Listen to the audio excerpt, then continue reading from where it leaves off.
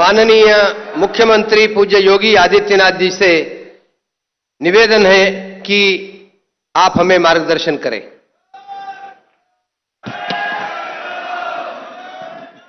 सियावर रामचंद्र भगवान की, सियावर रामचंद्र भगवान की। भारत माता की, भारत माता की।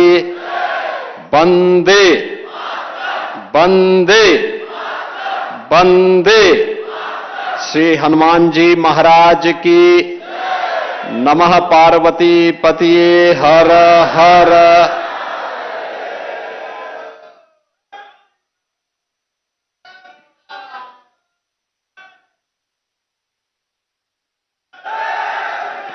प्रतिष्ठा द्वादशी समारोह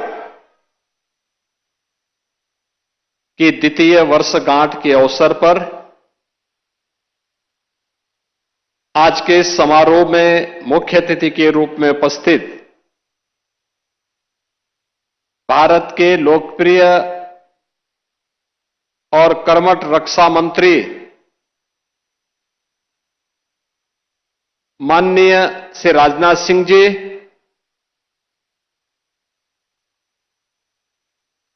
उत्तर प्रदेश सरकार में वरिष्ठ मंत्री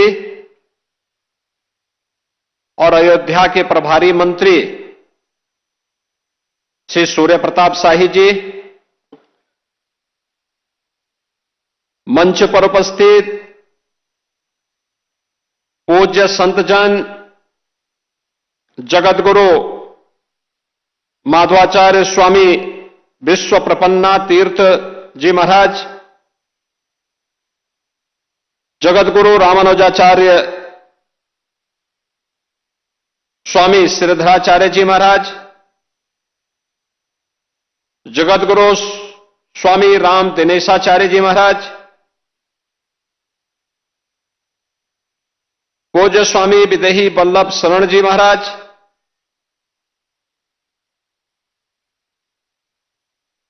ज्ञानी चरणजीत सिंह जी, हनुमानगढ़ी के श्री महंत धर्मदास जी महाराज, ज्ञानी गुरुजीत सिंह जी,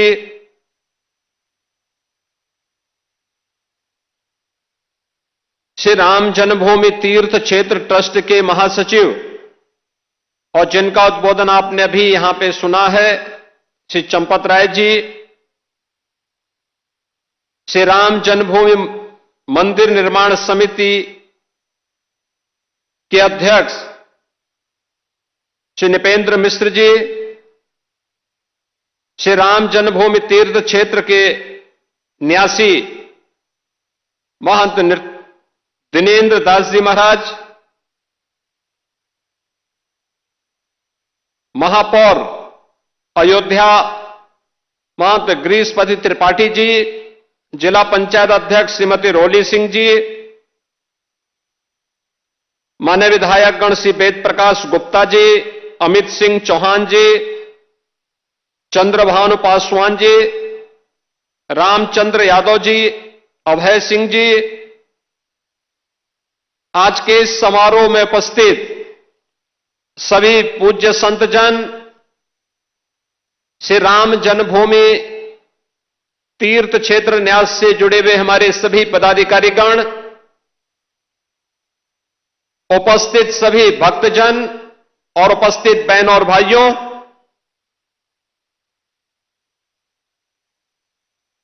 प्रतिष्ठा द्वादशी के आज के इस आयोजन के अवसर पर मैं सबसे पहले देश के रक्षा मंत्री जी का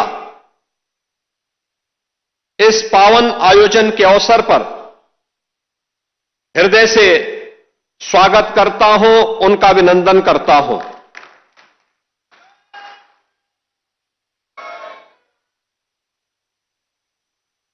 माननीय रक्षा मंत्री जी ने उत्तर प्रदेश के मुख्यमंत्री के रूप में कार्य करते हुए भी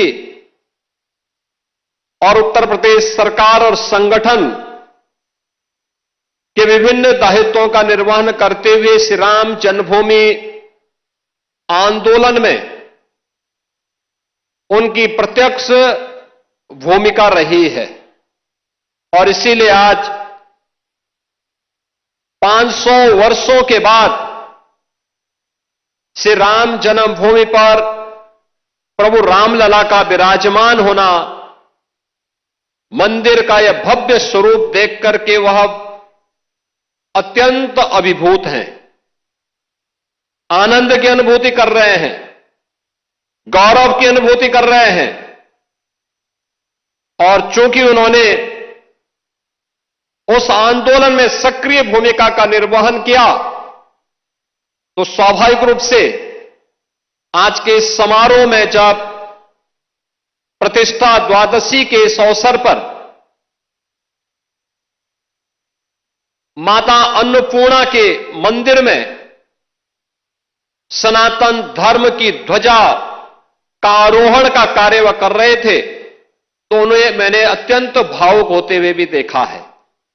मैं इस अवसर पर उनकी उपस्थिति के लिए उनका उत्तर प्रदेश सरकार की ओर से और उत्तर प्रदेश के वासियों की ओर से, उत्तर प्रदेश की जनता जनार्दन और सेवी राम भक्तों की ओर से हृदय से अभिनंदन करता हूं। बहन और भाइयों, स्वतंत्र भारत के बाद श्री राम जन्मभूमि आंदोलन के अनेक पड़ाव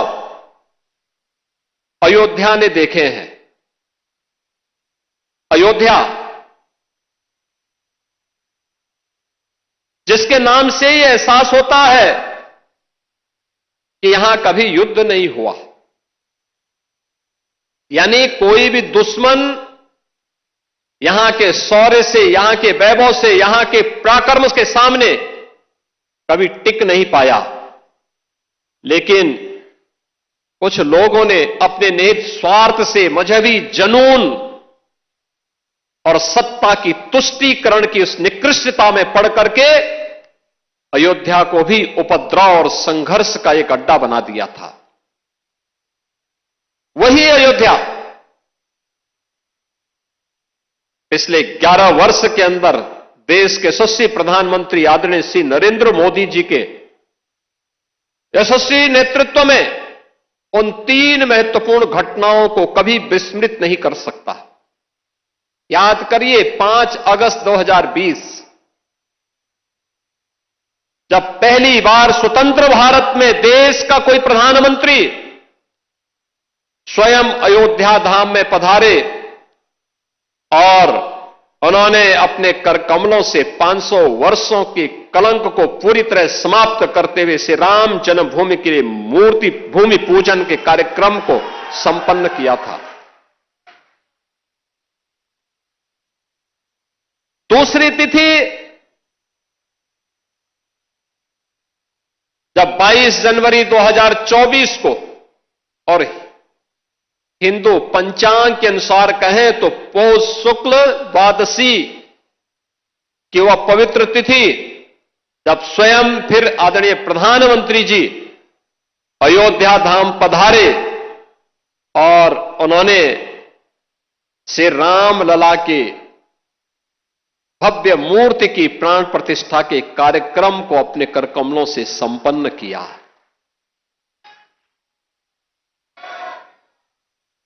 तीसरा,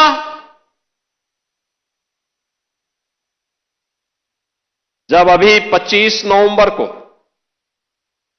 विवाह पंचमी के शुभ अवसर पर आदरणीय प्रधानमंत्री जी फिर अयोध्या आए थे और राम मंदिर के मुख्य शिखर पर उन्होंने सनातन धर्म की ध्वजा पताका को, भगवा ध्वजा को प्रतिष्ठित करके सनातन से ऊपर कोई नहीं, इस सनातन की ध्वजा पताका हमेशा दिग दिगंत तक ऐसे ही गूंजती रहेगी और ऐसे ही दिखाई देगी। इस उद्घोष के साथ उन्होंने अयोध्या में आकर के पूरे देश और पूरी दुनिया को एक संदेश दिया। बहनों और भाइयों, अयोध्या ने जो संघर्ष देखा था, पिछली सरकार ने अयोध्या को लहूलुहान करने का कार्य किया था। जिस अयोध्या में कभी संघर्ष नहीं होते थे, उस अयोध्या को लौलुहान करने वाले लोग, उस अयोध्या में जिनके शासन में आतंकी हमले होकर के अयोध्या को लौलुहान करने का प्रयास हुआ था, लेकिन प्रभु की कृपा और बजरंगबली जहां की रक्षा स्वयं कर रहे हो, वहां तो भूत पिशाच से निकट नहीं आवे महावीर जब।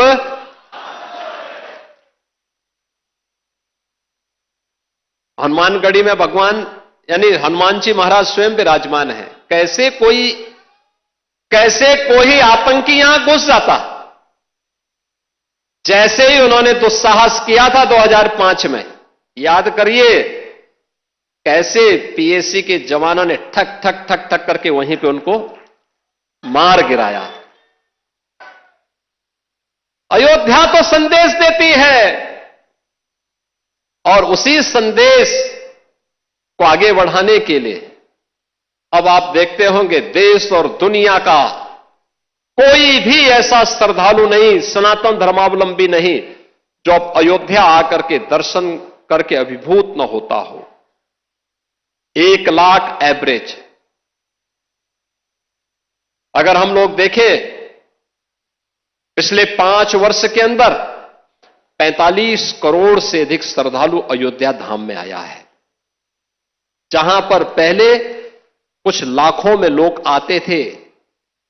याद करिए 17 के पहले न बिजली थी, न पानी थी, न स्वच्छता थी, न सड़क थी, न कनेक्टिविटी थी, कोई सुविधा नहीं थी, सुरक्षा की भी व्यवस्था नहीं थी, और कोई जय श्री राम बोलता था तो उस पर लाठी जरूर पड़ जाते थे, गिरफ्तारियां हो जाती थी। आज तो आप देश में जाइए, राम राम बोलिए, जय श्री राम बोलिए, और अब तो भारत सरकार की योजना भी जी राम जी के नाम पर ही आ गई है, जो रोजगार की सबसे बड़ी स्कीम बनने जा रही है। कोई भी बेरोजगार व्यक्ति जब आएगा और कहेगा कि मुझे रोजगार चाहिए अपनी ग्राम पंचायत में, साल में 125 दिन का रोजगार की गारंटी उसको उसके गांव में मिल जाएगी, तो जी राम जी हो गया। बहनों और भाइयों, अयोध्या आज दुनिया की पहली सोलर सिटी, भारत की पहली सोलर सिटी के रूप में अयोध्या आ गई है। सूर्यवंश की राजधानी, पहली सोलर सिटी। अयोध्या में अंतर्राष्ट्रीय एयरपोर्ट महर्षि वाल्मीकि के नाम पर। रेलवे की डबल लाइन के साथ अयोध्या धाम जुड़ गया है।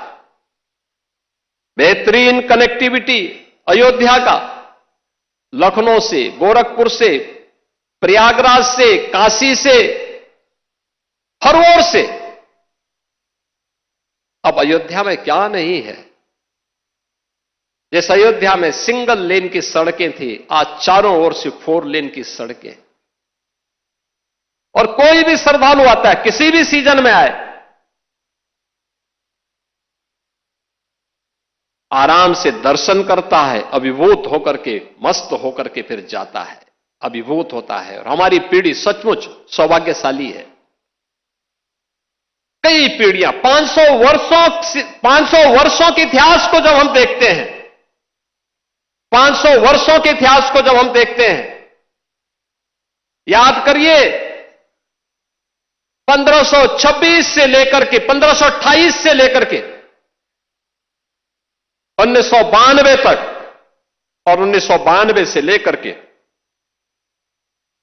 उसके उपरांत भी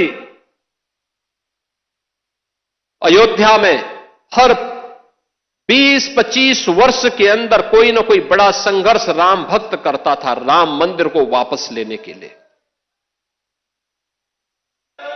लगातार संघर्ष करता रहा, कभी बैठा नहीं, रुका नहीं, झुका नहीं। उसने सत्ता की परवाह नहीं की, उसने दमन की परवाह नहीं की, उसने गोलियों और लाठियों की परवाह नहीं की, वह लड़ता रहा। और उस संघर्ष का परिणाम हमारे सामने था, और यह आंदोलन सफलता की नई ऊंचाइयों तक तब पहुंचा जब राष्ट्रीय स्वयंसेवक संघ ने नेतृत्व दिया, पूर्व पूज्य संतों को एक मंच पर लाने में स्वर्गीय अशोक सिंघल जी ने एक मंच पर लाने में सफलता प्राप्त की। एकदम गुलामी का कलंक मिटा और भव्य राम मंदिर का मार्ग प्रशस्त होता हुआ दिखाई दिया। बहनों और भाइयों, आज उसी प्राण प्रतिष्ठा के 2 वर्ष पूर्ण होने के उपलक्ष्य में आज का इस समारोह यहां पर आयोजित हो रहा है। अयोध्या की इस दिव्यता को, इस भव्यता को अनंत काल तक बनाए रखने के लिए हम सबको, हर सनातन धर्मावलंबी को आगे बढ़ना पड़ेगा। एक साथ अपने जीवन का हिस्सा इसको बनाना पड़ेगा। ये यात्रा की विराम नहीं, ये नई यात्रा की शुरुआत है। विरासत पर गौरव की अनुभूति करते हुए विकास के नित नए प्रतिमान को स्थापित करना, और इसी के लिए प्रधानमंत्री जी ने हर भारतवासियों के सामने विकसित भारत की एक संकल्पना दी है।